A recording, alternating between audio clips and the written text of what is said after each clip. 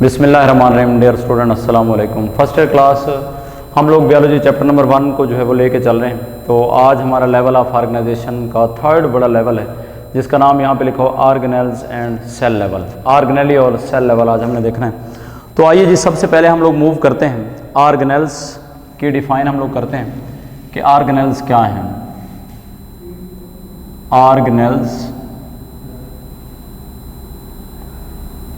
Organelles हमारे पास क्या हैं। सबसे पहले इनकी डिफाइन, ऑर्गेनेल्स को हम लोग ऑर्गन्स ऑफ सेल भी कहते हैं। ऑर्गन ऑफ सेल भी हम इन्हें कहते हैं। मतलब ये सेल के ऑर्गन्स हैं। जिस तरह हमारी बॉडी के अंदर ऑर्गन्स मौजूद हैं डिफरेंट टाइप्स के, बिल्कुल इसी तरह से सेल के अंदर भी ऑर्गेनेल्स जो हैं इनको हम ऑर्गन्स ऑफ सेल भी कहते हैं। मतलब ये सेल के ऑर्गन्स हैं। अब आते हैं इसकी डिफाइन की तरफ। These are the subcellular structures. These are subcellular structures. ये वो साख्तें हैं जिनके मिलने से सेल बनते हैं। These are the subcellular structures that perform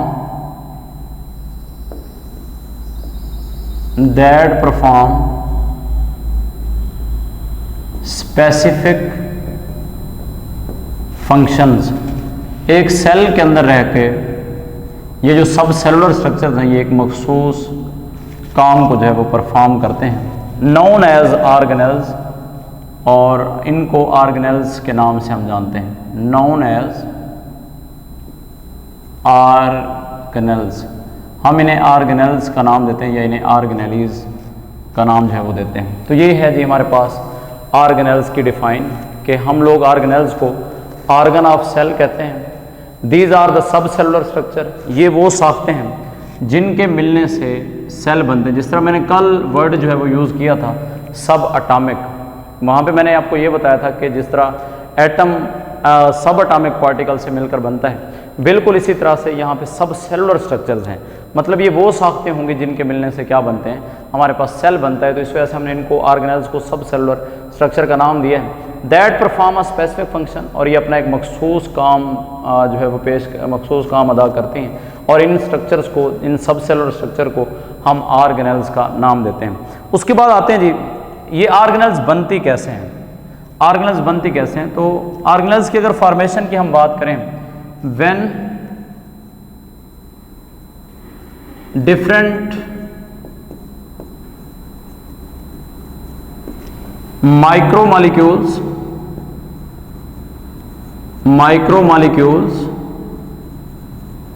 and macromolecules, जब मुख्तलिफ किस्म के माइक्रो और मैक्रोमॉलिक्यूल्स जो हैं कंबाइन आपस में जुड़ते हैं इन आ स्पेसिफिक अरेंजमेंट, एक मखसूस तरतीब के साथ, in a specific arrangement, then they form, तब इन माइक्रो और मैक्रो मॉलिक्यूल के मिलने से, देन दे फॉर्म ऑर्गेनेल्स, इनके मिलने से ऑर्गेनेल्स बनती हैं, एंड सेल, और हमारे पास जो है वो सेल बनते हैं। तो ये पॉइंट आपने याद रखना है स्टूडेंट्स कि जब हमारे पास माइक्रो मॉलिक्यूल और मैक्रो मॉलिक्यूल्स जब ये मिलें, तो इनके मिलने से हमारे पास, जब ये ख़ास अरेंजमेंट के साथ मिलते हैं, तो हमारे पास ऑर्गेनेल्स बनती हैं, या फिर हमारे पास इन ऑर्गेनेल्स के कम्बिनेशन से हमारे पास सेल बनते हैं। तो ये हमारे पास है कि ऑर्गेनेल्स जो हैं वो बनती कैसे हैं। तो मुख्तलिफ़ किस्म के माइक्रो और मैक्रो मॉलिक्यूल के मिलने से हमारे पास जो है ये ऑर्गेनेल्स बनती हैं। उसके बाद नेक्स्ट हमारी हेडिंग है कि इनकी एग्जांपल क्या है। फॉर एग्जांपल, एक सेल के अंदर पाई जाने वाली जो ऑर्गेनेल्स हैं, मिसाल के तौर पर हमारे पास मौजूद हैं जी माइटोकॉन्ड्रिया। माइटोकॉन्ड्रिया हमारे पास एक ऑर्गेनेली है, ये सेल के अंदर पाई जाती हैं। इसी तरह हमारे पास गोल्जी कम्प्लेक्स हैं, गोल्जी कॉम्प्लेक्स। इसी तरह हमारे पास राइबोसोम्स हैं, राइबोसोम्स हैं हमारे पास। और उसके बाद हमारे पास है जी एंडोप्लाज्मिक रेटिकुलम। ये मैंने 4 एग्जांपल यहाँ पे आपके साथ ऑर्गेनेल्स की शेयर की हैं। इसके अलावा भी और बहुत सारी ऑर्गेनेल्स आपके सेल में पाई जाती हैं। तो मैंने कुछ यहाँ पे ऑर्गेनेल्स की बात की, जैसा कि मैंने बताया कि एक सेल के अंदर आपके एक ऑर्गेनेल्स माइटोकॉन्ड्रिया है, इसी तरह हमारे पास गोल्जी कॉम्प्लेक्स है, हमारे पास राइबोसोम्स हैं और उसके बाद हमारे पास एंडोप्लाज्मिक रेटिकुलम है। तो दीज आर ऑल ऑर्गेनेल्स। उसके बाद हम आते हैं कि ऑर्गेनेल्स जो हैं ये अपने काम के लिहाज से मखसूस होती हैं। They are specific, these organelles are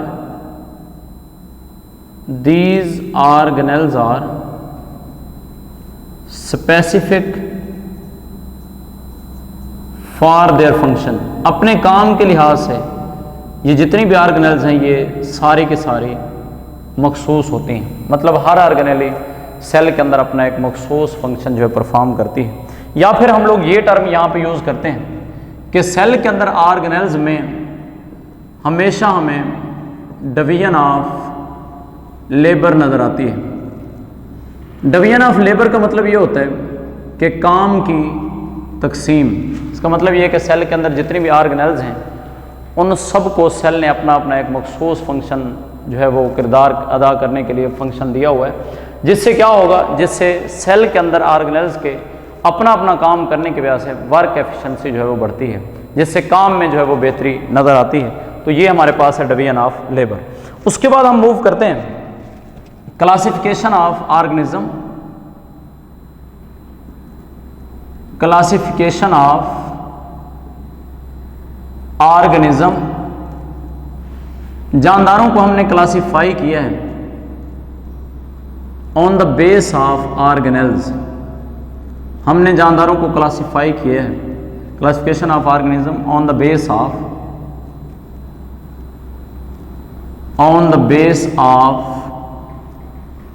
organelles. Organelle की बुनियाद पे हमने जानदारों को 2 बड़े ग्रुप्स के अंदर जो है वो डिवाइड किया है। अब आते हैं जी कौन कौन से 2 बड़े ग्रुप्स हैं। नंबर 1 हमारे पास है जी प्रोकैरियोट,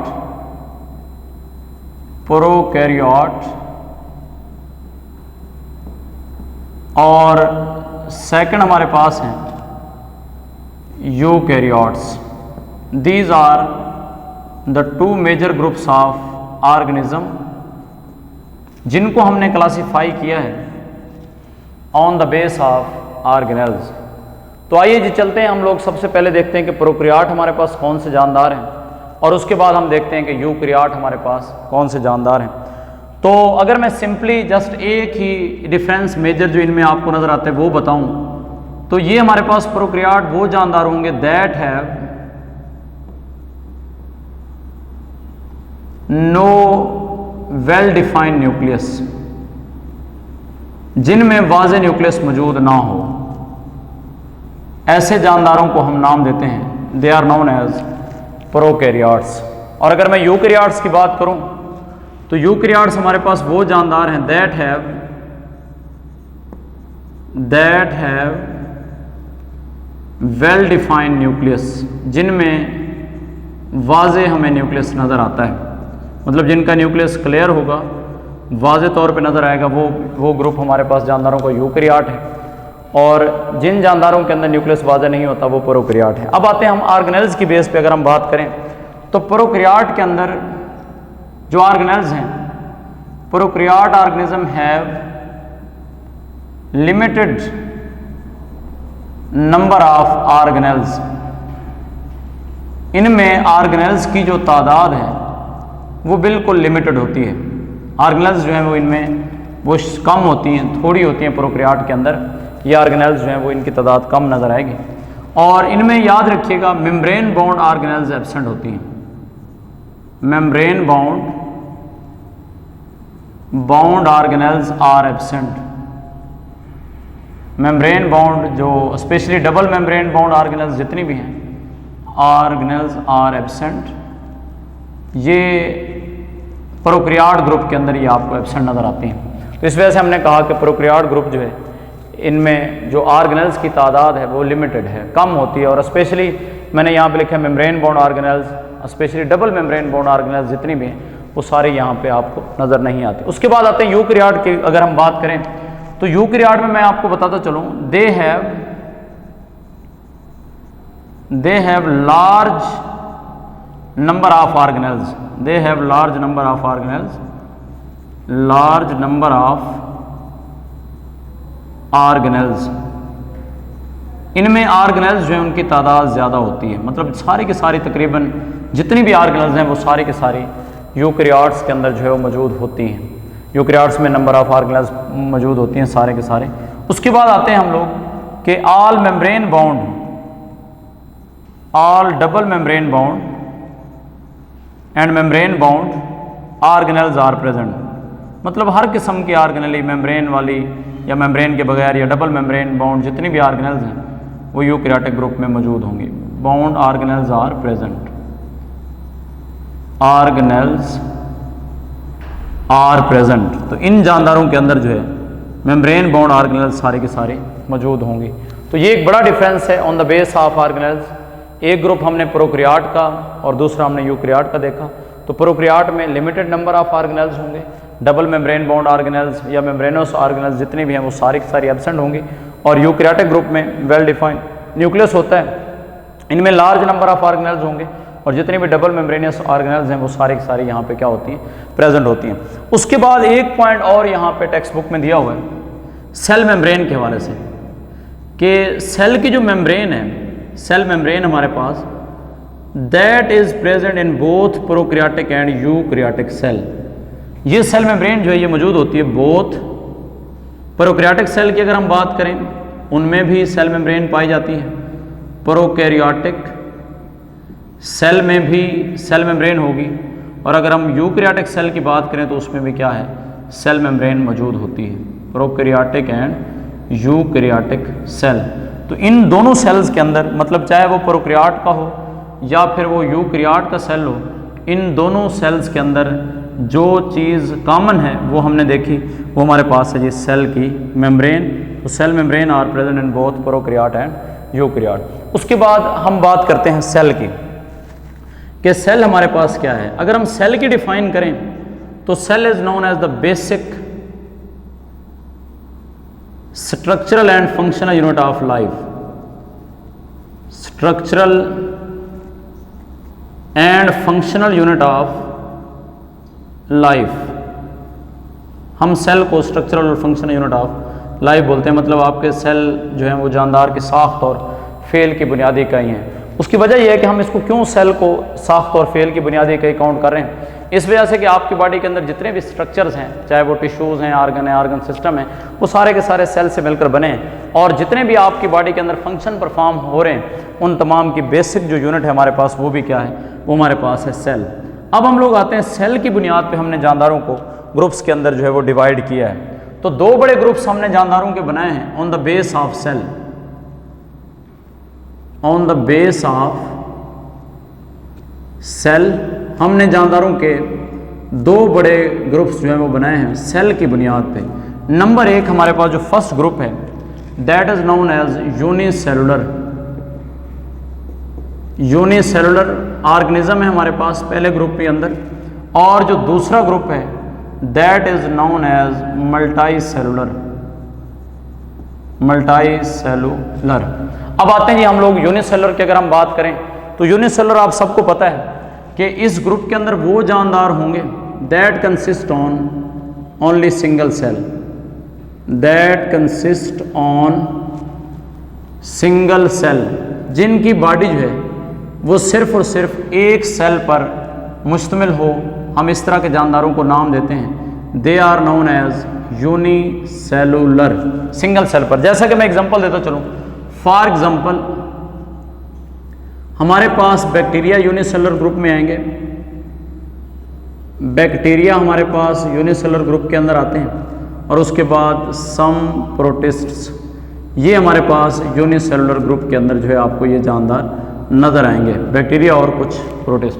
उसके बाद आते हैं हम मल्टीसेलुलर जानदारों की बात करते हैं। तो मल्टी सेलुलर जानदार हमारे पास वो जानदार होंगे that consist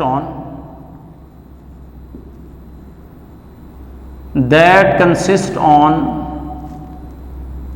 more than one cell, या मोर देन वन सेल के अलावा अगर हम बात करें तो ये वो जानदार हैं जिनकी बॉडी जो है consist on trillions of cell, consist on trillions of cell, मतलब बहुत ज़्यादा तादाद में जिन जानदारों की बॉडी के अंदर सेल्स मौजूद हों, हम उन जानदारों को नाम देते हैं, they are known as multicellular जानदार, हम इनको बोल रहे हैं multicellular organism. For example हमारे पास प्लांट्स हैं जी, मिसाल के तौर पर आपके पास पौधे हैं, उसके बाद आपके पास एनिमल्स हैं, ये हमारे पास आते हैं जी, और उसके बाद फंजाई वगैरह। तो ये सारे जितने भी आपके जानदार हैं they are known as multicellular. तो यहाँ तक हमारे जो लेवल था वो ऑर्गेनेली और सेल लेवल था। उसके बाद हम अपना नया लेवल स्टार्ट करने जा रहे हैं लेवल ऑफ ऑर्गेनाइजेशन में, that is known as tissue level, जो कि हमारा चौथा बड़ा लेवल है। मैं यहाँ पे हेडिंग देने जा रहा हूँ जी टिश्यू लेवल। टिश्यू लेवल की सबसे पहले हमने जो डिफ़ाइन करनी है वो हमारे पास कुछ यूँ होगी। टिश्यू लेवल की जो डिफ़ाइन है हमारे पास वो कुछ यूँ होगी, मैं यहाँ पे आपके साथ डिफ़ाइन लिख देता हूँ कि when different cells combine, tissue level के अगर मैं डिफ़ाइन यहाँ पे करूँ तो मैं यहाँ पे लिखूँगा कि व्हेन ग्रुप ऑफ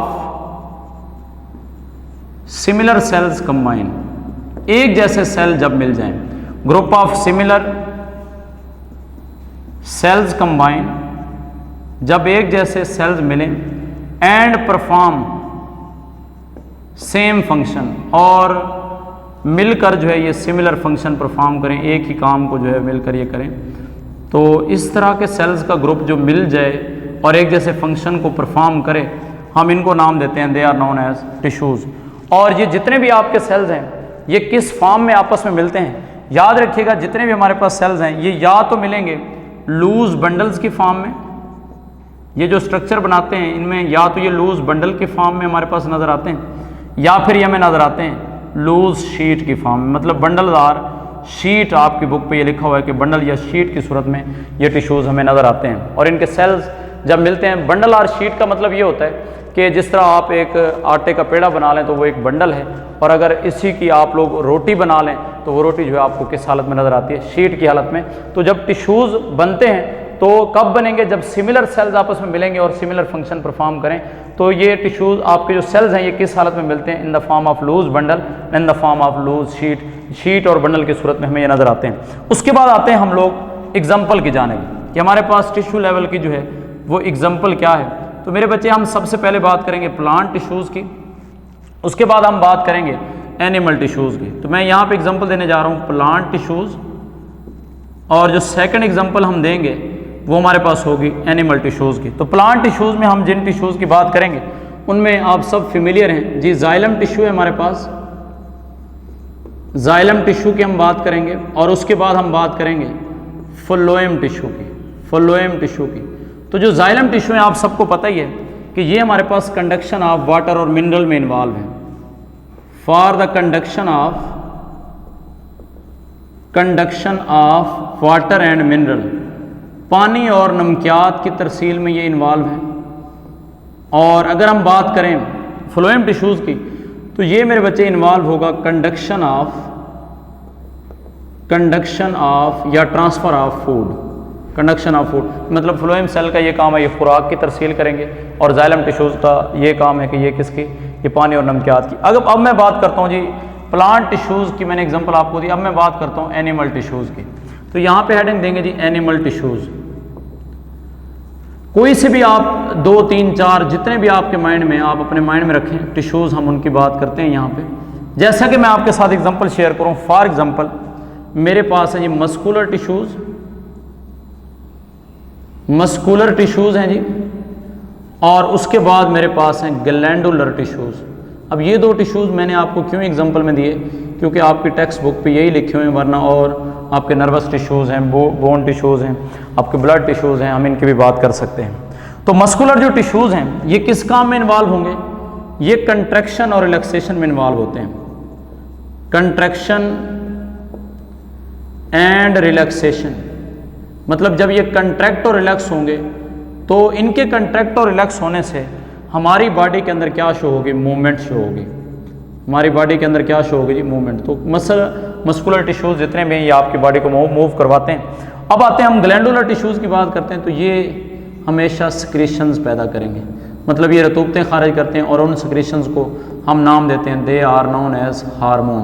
तो इन तमाम बातों से आपको ये समझ आई कि हमारे पास हर एक टिश्यू का अपना एक फंक्शन है, हर एक सेल का जिस तरह मैंने बताया, हर एक ऑर्गेनेल्स का जिस तरह मैंने बताया कि एक स्पेसिफिक आपको फंक्शन नजर आएगा, बिल्कुल टिश्यू लेवल भी इसी तरह से आप लोगों ने समझना है। और ये टिश्यू बनेंगे कब, जब आपके एक जैसे सेल्स मिलकर बिल्कुल सिमिलर फंक्शन जो है परफॉर्म करने के लिए मिल जाएं तो हमारे पास टिश्यूज़ बनते हैं। और इसी की बेस पे मैंने आपके साथ दो एग्जांपल शेयर की। मैंने पहले प्लांट टिश्यू की बात की और फिर मैंने किसकी बात की, एनिमल टिश्यू। प्लांट टिश्यू मैंने जाइलम और फ्लोएम टिश्यू की बात की और एनिमल टिश्यूज़ में मैंने मस्कुलर और ग्लैंडुलर टिश्यू की बात की। तो स्टूडेंट आज तक के लिए इतना ही काफ़ी है। कल इंशाल्लाह ज़िंदगी रही तो नेक्स्ट लेक्चर में हम लोग अपना ऑर्गन सिस्टम लेवल जो है वो स्टार्ट करेंगे।